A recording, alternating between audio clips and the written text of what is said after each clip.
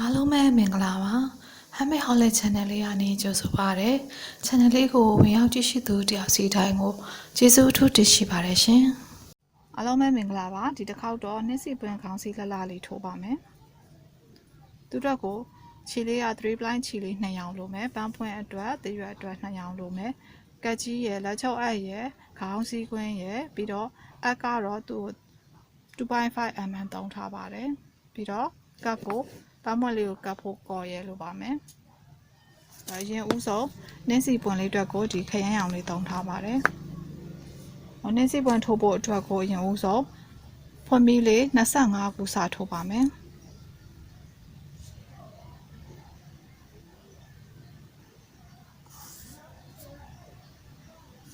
ဆိုရင်သူကွင်းလျှော့လေးစလုပ်တယ်။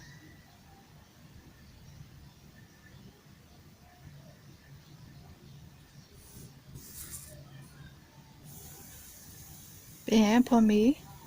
1နဲ့3အားလုံး25ခုထိုးပါမယ်1 5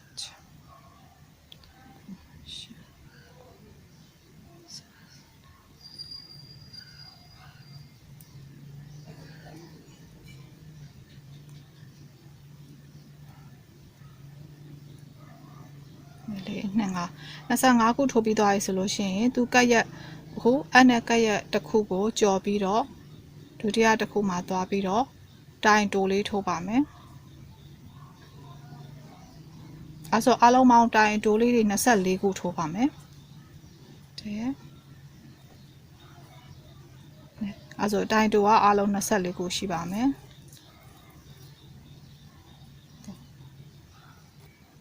အဲ့ဆိုအခုဒီအောက်ခြေတန်းမှာတိုင်တိုလေး24ခုထိုးပြီးသွားပြီဆိုလို့ရှိရင်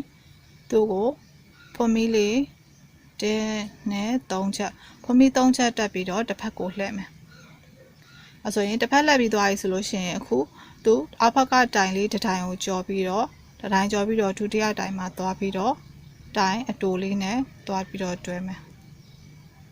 ဆိုရင်တိုင်တိုထိုးသလိုပဲလုပ်ပြီးတော့သူ့ကိုသွားတွဲမယ်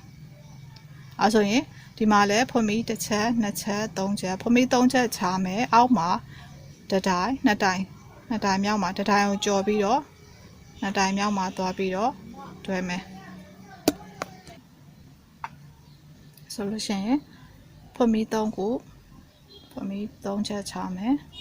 ဖွန်မီ3ချက်ထိုးပြီးသွားပြီဆိုလို့ရှိရင်အောက်ဖက်မှာတိုင်လေးတစ်တိုင်ကိုကြော်ပြီးတော့ကက်ရက်တိုင်ကိုကြော်ပြီးတော့နောက်တစ်တိုင်မှာသွားပြီးတော့တိုင်တိုလေးနဲ့တွဲမယ်ဖွန်မီ3ခုထိုးမယ်သူကက်ရက်တိုင်ကိုတစ်တိုင်ကိုကြော်ပြီးတော့နောက်တစ်တိုင်မှာသွားပြီးတော့တိုင်တိုနဲ့တွဲမယ်အဲ့ဒီတိုင်မဲ့အခုဒီမှာဒီလိုအခုံးလေးတွေတောက်လျှောက်ဆိုရင်သူဒီအစုံထိကိုဖွန်မီ3ချက်နဲ့အောက်ကတိုင်တစ်တိုင်စီကြော်ပြီးတော့တွဲပြီးထိုးထားပြီးပြီဆိုရင်ဖွန်မီလေးတစ်ချက်ထိုးပြီးသွားရင်သူအဆုံးသက်ရောက်ရင်ဖွန်မီလေးတစ်ချက်ထိုးပြီးသွားရင်တစ်ဖက်ကိုပြန်လှည့်မယ်တစ်ဖက်ပြန်လှည့်ပြီးသွားရင်ဒီအခုံးလေးထဲမှာသွားပြီးတော့ဒီစီလေးတရက်တိုင်ရှည်လေး9တိုင်ထိုးပါမယ်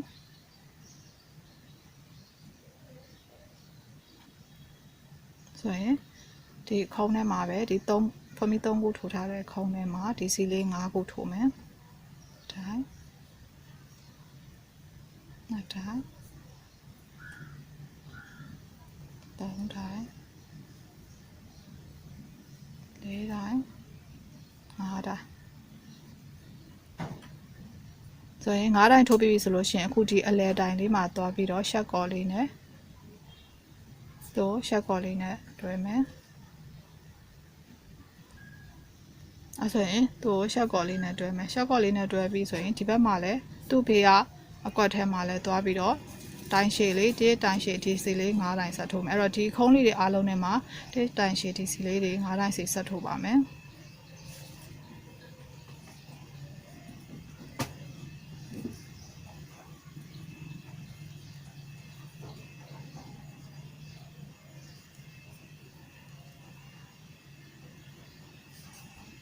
ဆိုရင်9တိုင်ထိုးမယ်ပြီးသွားရင်ဒီထဲမှာရှက်ကော်နဲ့ပိတ်မယ်အဲ့ဆိုအဲ့ဒီတိုင်းပဲဒီဘက်ကအခုံးလေးတွေထဲမှာလည်းလိုက်ပြီးတော့ထိုးပေးပါမယ်ဒီအစုံသက်တွေရောက်တဲ့အထိကိုဆိုရင်အခုဒီလိုခုံလေးတွေကို ဆိုနောက်ဆုံးထိထိုးပြီးသွားပြီဆိုလို့ရှိရင်သူ့ကိုဒီအောက်ဆုံးမှာသွားပြီးတော့ဒီစားခဲ့တဲ့တိုင်လေးမှာသွားပြီးတော့ရှက်ကော်လေးနဲ့သူ့သွားပိတ်ထားလိုက်မယ်ပြီးတော့ဖမီလေးတစ်ချက်ထိုးပြီးရင်သူ့ကိုကြိုးလေးကိုရှည်ရှည်လေးဖြတ်ထားပါမယ်သူ့ကိုကြိုးကိုရှည်ရှည်လေးဖြတ်ထားမယ်အောက်ဘက်မှာသွားချုပ်ဖို့အတွက်ကိုနှင်းစီပွင့်လေးကိုချုပ်ဖို့အတွက်ကိုကြိုးရှည်ရှည်လေးထားထားမယ်အဲ့တော့ဒီအစာကြိုးလေးကိုလည်းသွားပြီးတော့ချီထားမယ်ချီ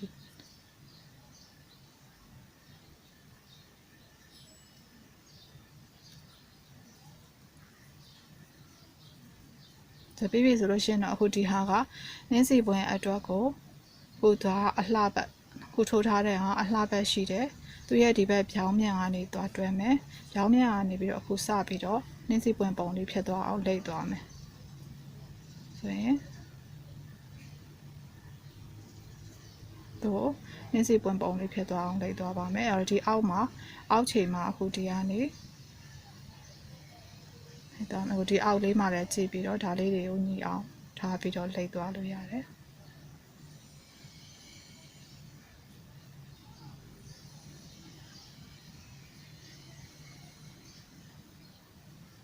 ဆိုလို့ရှိရင်တော့အခုဒီမှာနှင်းစီပွင့်ပုံလေးရမယ်အဲ့တော့သူ့ကိုဒီအောက်ခြေမှာသွားပြီးတော့ဒီနားတွေအကုန်လုံးလိုက်ပြီးတော့လက်ချုပ်အပ်လေးနဲ့လိုက်တွဲချုပ်ပါမယ်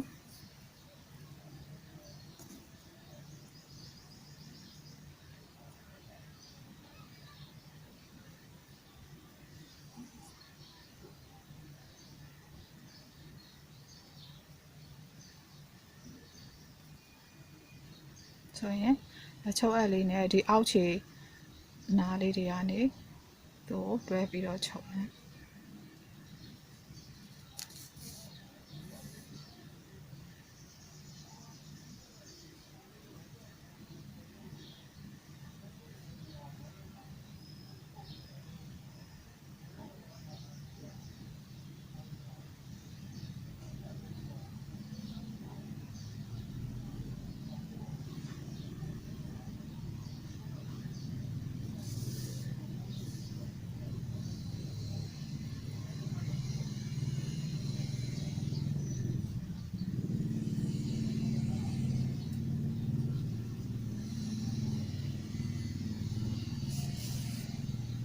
ဆိုရင်ဒီအောက်ခြေလေးတွေကိုချုပ်ပြီးသွားပြီဆိုလို့ရှိရင်သူခြေကိုဖြတ်ထားလို့ရပြီ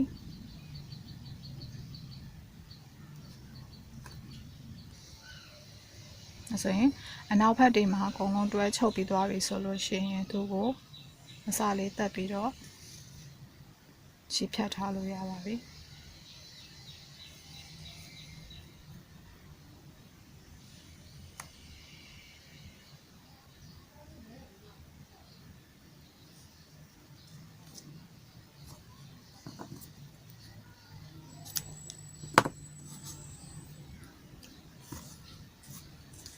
ဆိုရင်အပွင့်လေးရပြီဆိုလို့ရှိရင်တော့ဒီအနောက်ဘက်က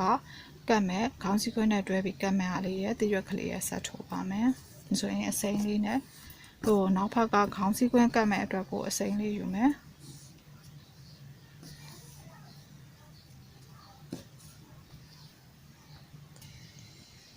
ဆိုရင်အဲ့ဒီအနောက်ဘက်ကဒီခေါင်းစည်းခွဲအတွက်ကိုအဝိုင်းလေးကို magic ring တိုင်တို6ခုနဲ့စထိုးပါမယ်ဆိုရင်ပုံမှန်ချီကိုင်းတယ်လို့ပဲကိုင်းနေပြီးသွားရင်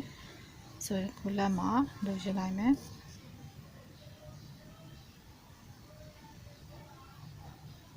ဆိုရင်သူ့ကိုဒီမှာအရင်ဆုံးယူလိုက်မယ်ဖွန်မီလေးတစ်ချက်ထိုးတယ်ဖွန်မီတစ်ချက်ထိုးပြီးသွားပြီဆိုရင်ဒီခွင်းထဲမှာခွင်းရှင်ထဲမှာသွားပြီးတော့တိုင်တိုလေး6ခုထိုးပါမယ်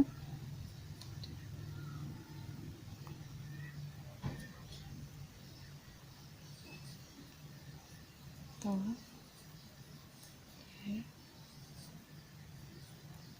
6ခုတိုင်တို6ခုထိုးပြီးဆိုလို့ရှိရင်တော့ဒီ magic ring လေးကိုဆွဲပြီးတော့ပိတ်မယ်ပိတ်ပြီးရင်ပထမ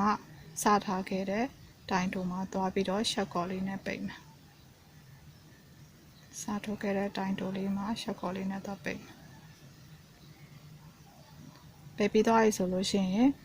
ဖွန်မီလေးတစ်ချက်ထပ်ထိုးတယ်ထိုးပြီးရင်အခုဒုတိယတန်းအတွက်ကိုတိုင်တို6တိုင်ပေါ်မှာတိုင်လေးတွေ2တိုင်စီပွားမယ်2တိုင်စီပွားပြီးတော့ ထိုးမယ်သူ့တင်ဂီတာလေးက V လို့သုံးပါမယ်အဲဆိုရင် V လေး6ကြိမ်ထိုးပါမယ်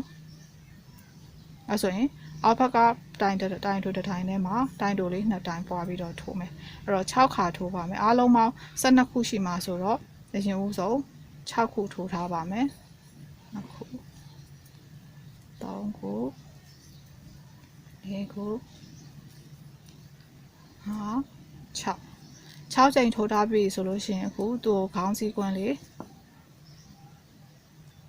6ကြိမ်ထိုးထားပြီဆိုလို့ရှိရင်သူ့ကိုခေါင်းစည်းကွင်းလေးလာပြီးတော့တွဲမယ်အခုဒီမှာ6ခုထိုးထားပြီးပြီခေါင်းစည်းကွင်းလေးလာတွဲမယ်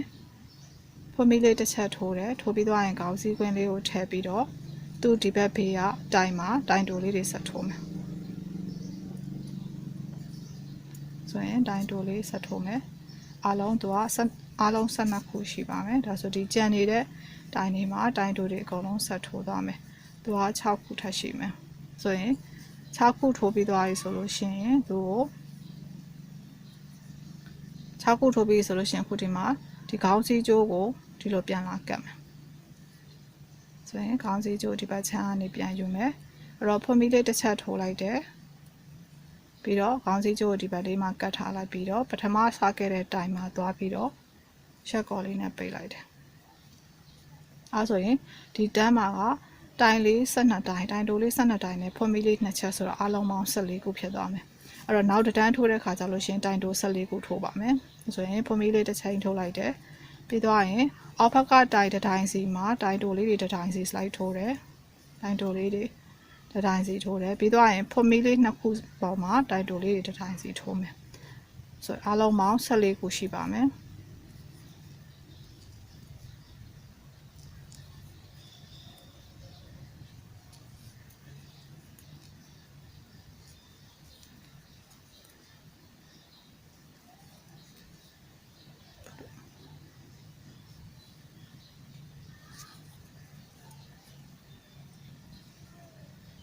ဆိုရင်အခုဖွင့်ပြီးခြံထားခဲ့တဲ့ပုံမှာတိုင်လေးတစ်တိုင်ဆိုတော့အလုံးပေါင်း14တိုင်ရှိမယ်14တိုင်ထိုးပြီးသွားရဆိုလို့ရှိရင်သူ့ကိုအစတိုင်လေးမှာတွားပြီးတော့ရှက်ကော်လေးနဲ့ပိတ်မယ်ဖွင့်ပြီးလေးတစ်ချက်ထိုးပြီးဆိုလို့ရှိရင်ဒီကျိုးလေးကိုသူ့ကိုဖြတ်ထားမယ်ပြီးသွားရင်တော့ပန်းပွင့်လေးရဲ့နောက်မှာကော်လေးနဲ့တွားကပ်မယ်ဆိုရင်သူ့ကိုကျိုးဖြတ်ထားလို့ရပြီကျိုးဖြတ်ပြီးတော့အထဲမှာအစတက်ပြီးတော့တိမ့်မယ်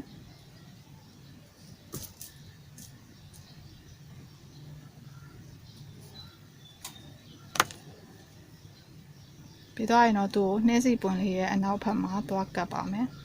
ဆိုသူကော်လေးနဲ့သွားကပ်မယ်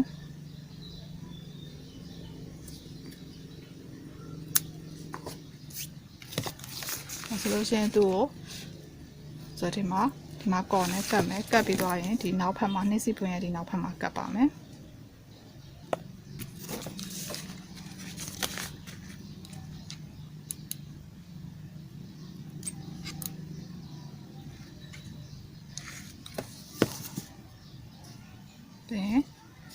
တော့နေစီပွင့်လေးရဲ့ဒီအနောက်ဘက်မှာကပ်ပါမယ်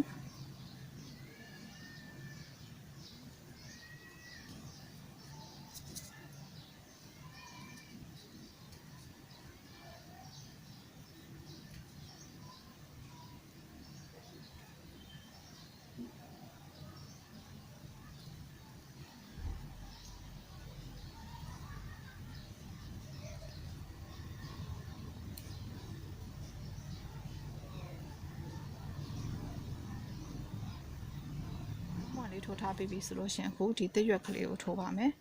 ဒီသစ်ရွက်ကလေးအတွက်ကိုခြေစိမ်းအောင်လေးနဲ့အခုဒီအညာလေးကနေစားထိုးမယ်အညာလေးအတွက်ကိုဖွင့်မီလေး5ခုစားထိုးမယ်ဆိုရင်ခြေကိုင်ပြီးတော့ဖွင့်မီလေးဆိုရင်ဖွင့်မီလေး5ခုဆိုအညာအတွက်ကိုတင်းနဲ့အဲ့တော့ဒီဘက်မှာကြိုးလေးကိုနည်းရှည်ရှည်လေးခြံထားခဲ့မယ်ပြန်ပြီးချုပ်တဲ့အခါကျလို့ရှိရင်သူ့ကိုဒီဘက်ချမ်းကနေချုပ်ဖို့လိုတဲ့အတွက်ကြောင့်မလို့ကြိုးအမီလေးကိုရှည်ရှည်လေးထားခဲ့မယ်ပြီးတော့ရင်1 2 3 4 5ဒါအညာအတွက်ကို5ခုရမယ်ပြီးတော့တစ်ရွက်တက်ကို6ခုဆက်ထိုးမယ်1 2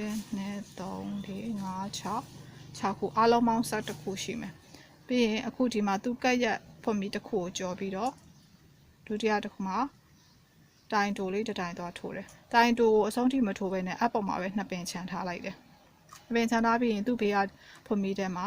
တရက်တိုင်လေးသွားထိုးတယ်တရက်တိုင်လေးဆွဲမယ်သွားထိုးမယ်ဒါဆိုလို့ရှိရင်အခုအပ်ပေါ်မှာသူကဂျိုးလေးဂျိုးရှိတယ်တရက်တင်လိုက်ပြီးတော့နှစ်ဂျိုးကိုဖြုတ်လိုက်တယ်အဲဆိုဒီအဆင့်ထိပဲထိုးထားတယ်အားလုံးအောင်အပ်ပေါ်မှာ3ခုရှိမှာဆိုသူကဒီအဆင့်ထိပဲထိုးထားတယ်အဲဆိုနောက်တစ်တိုင်ကိုလည်းအတိုင်းပဲတိုင်တရက်တိုင်ရှည်ကို DC ကိုတစ်ဆင့်ပဲထိုးတယ်ဆိုရင်တရက်တင်လိုက်တယ်သူ့ဘေးကဖွင့်ပြီးမှသွားတယ်ပြီးတော့ဆွဲထုတ်မယ်ဆိုတော့အားလုံးအပေါ်မှာ1 2 3 4 5ခုရှိတယ်အခုဒီဘက်ဘေးကဒါက3ခုပထမရှိတာအခုဒီဘက်က2ပင်ဟာတိုင်အခုလက်ရှိထိုးတဲ့တိုင်အရှိ DC ရဲ့2ပင်အဲ့တော့အဲ့ဟာတစ်ချိန်ပဲသူဒီလိုတစ်ချိန်ပဲဖြုတ်တယ်ဒီ2ပင်ပဲဖြုတ်တယ်ဖြုတ်ထားလို့ရှိရင်အပေါ်မှာ1 2 3 4ခုကျန်မယ်အဲ့ဆိုရင်တရစ်ထက်တင်တယ်သူ့ဘေးကတိုင်လေးမှာ DC လေးတစ်တိုင်ထပ်ထိုးတယ်ဆိုရင်ဒီဘက်ကတရက်တင်ပြီးတော့2ပင်ဖြုတ်လိုက်တယ်ဒါဆိုရင်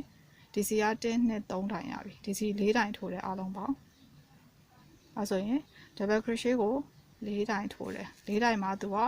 တစ်ဆင့်ပဲထိုးတယ်2ပင်ဖြုတ်တဲ့တစ်ဆင့်ထိပဲထိုးမယ်အဲဆိုအားလုံးပေါင်းအပေါ်မှာ1 2 3 4 5 6ခုရှိမယ်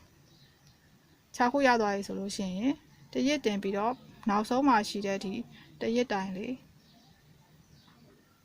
တစ်ခုဖြုတ်လိုက်တယ်ပြီးရင်နောက်ထပ်တရက်တင်နဲ့ဒီမှာသူ့ကြတော့2ပင်ဖြုတ်မယ်ဒီဒုတိယတိုင်ထိသွားဖြုတ်မယ်အဲဆိုရင်နောက်တရက်တင်လိုက်ပြီးတော့2ပင်ဖြုတ်လိုက်တယ်ဖြုတ်မယ်တရက်တင်နဲ့2ပင်ထပ်ဖြုတ်တယ်တရက်တင်နဲ့2ပင်ဖြုတ်လိုက်တယ်နောက်ဆုံးတရက်တင်နဲ့2ပင်ဖြုတ်လိုက်တယ်ဖြုတ်လိုက်ရင်ဒါသစ်ရွက်ရဲ့တစ်ချမ်းရပြီတစ်ချမ်းရပြီဆိုလို့ရှိရင်ခုဒီအောက်မှာဒါလေးတွေရှိတယ်အခုဒီ line ဒီဘက်ကရှိတဲ့ဖွန်မီရဲ့ဒီဘက်ခြံလေးတွေမှာတခါဒီသစ်ရွက်လေးတိုင်းဒီဘက်မှာထိုးတဲ့အတိုင်းပဲပြန်ပြီးတော့ထိုးမယ်ဆိုတော့တစ်ဖက်ကိုလှည့်လိုက်တယ်လှည့်ပြီးရင်ခုပထမဆုံးတစ်ခုထဲမှာသွားပြီးတော့တိုင်အတိုလေးထိုးလိုက်တယ်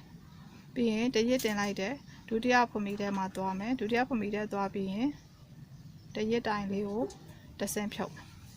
ခုနထိုးခဲ့သလိုပဲတစ်ဆင့်ဖြုတ်မယ်အောက်မှာ3ခုရမယ်တရစ်တိုင်လေးနောက်ထပ်တစ်တိုင်ထပ်ထိုးတယ်ဆိုလည်းတစ်ဆင့်ပဲဖြုတ်တယ်2ပင်ဖြုတ်လိုက်တယ်အဲဆိုရင်တရစ်တင်လိုက်တယ်နောက်တိုင်လေးထိုးတယ်2ပင်ဖြုတ်တယ်အဲဆို3တိုင်ရပြီနောက်ဆုံးတရစ်တင်လိုက်တယ်ဒီမှာနောက်ဆုံးတစ်တိုင်မှာသွားတယ်2ပင်ဖြုတ်တယ်2ပင်ဖြုတ်ပြီးတော့သူကနောက်ဆုံးတစ်ဆင့်တရစ်တင်ပြီးတော့ဒီတစ်ပင်အရင်ဖြုတ်လိုက်တယ်နောက်ဆုံးတိုင်ရဲ့ဒီတစ်ပင်ဖြုတ်လိုက်တယ်အဲဆိုဒီမှာအပေါ်မှာဒီဘက်မှာဒုတိယတိုင်နဲ့နောက်တစ်ချိန်ချီကောက်ပြီးတော့2ပင်ဖြုတ်လိုက်တယ်ချီကောက်ပြီးတော့2ပင်ဖြုတ်မယ်ချီကောက်ပြီးတော့2ပင်ဖြုတ်မယ်ချီကောက်ပြီးတော့2ပင်နောက်ဆုံးချီကောက်ပြီးတော့2ပင်ဖြုတ်လိုက်တယ်ဒါဆိုလို့ရှိရင်ဒီမှာတစ်ရွက်ကလေးရမယ်တစ်ရွက်ကလေးရပြီဆိုလို့ရှိရင်သူ့ကိုဖွန်မီလေးတစ်ခုထိုးပြီးတော့ပိတ်လိုက်မယ်ပြီးတော့သူ့ကိုချီဖြတ်ပြီးတော့အစာလေးတက်လိုက်မယ်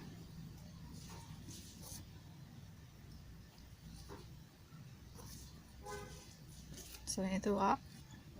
စားတက်ပြီးသွားရင်အခုဒါလေးကိုအစာကိုတစ်ရွက်ထဲမှာပဲပြန်ဖြောက်ထားမယ်ချီစာလေးကိုဆိုရင်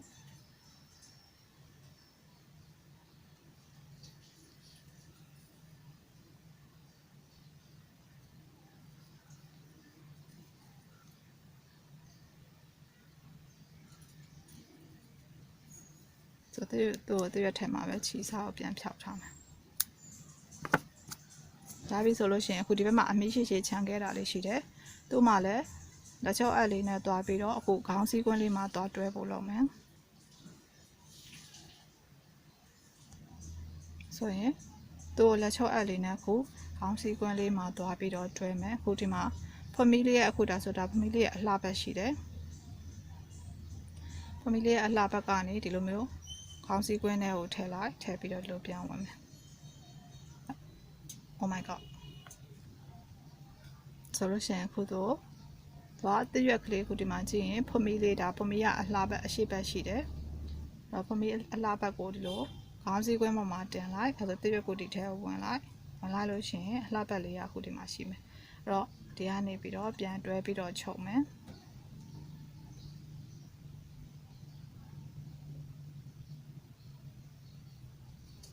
ဆိုတစ်ရွက်ကလေးကိုအဲဆိုခေါင်းစည်းကွင်းလေးမှာလာပြီးတော့တွဲထားပြီးပြီ ပြောတာပြီဆိုလို့ရှင်သူ့ကိုလည်းခြေစားသက်ပြီးတော့တင်လို့ရပါပြီ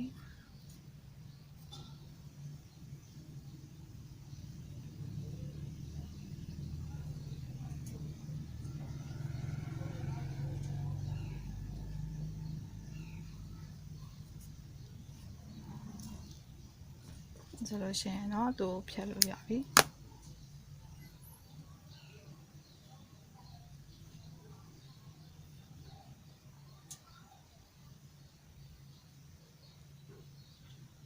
ဆိုလို့ရှိရင်ဒီမှာနှင်းစီပွင့်ခေါင်းစီလှလှလေးကိုနှစ်သက်ရာအယောင်လေးတွေနဲ့ထိုးပြီးတော့လာဆင်လို့ရပါပြီစိတ်ဝင်စားကြည့်ရှုပြီးတဲ့အတွက်ကျေးဇူးများကြီးတင်ပါတယ်လုပ်နည်းလေးတွေကိုစိတ်ဝင်စားတယ်ဆိုလို့ရှိရင် channel လေးကို subscribe လုပ်ထားပြီးတော့ notification ခေါင်းလောင်းလေးကိုနှိပ်ထားမယ်ဆိုလို့ရှိရင်ဗီဒီယိုဖိုင်လေးတွေအသစ်တင်တိုင်းမှာလွယ်လွယ်ကူကူနဲ့ကြည့်ရှုလို့ရပါပြီစိတ်ဝင်စားကြည့်ရှုပေးတဲ့အတွက်ကျေးဇူးများကြီးတင်ပါတယ်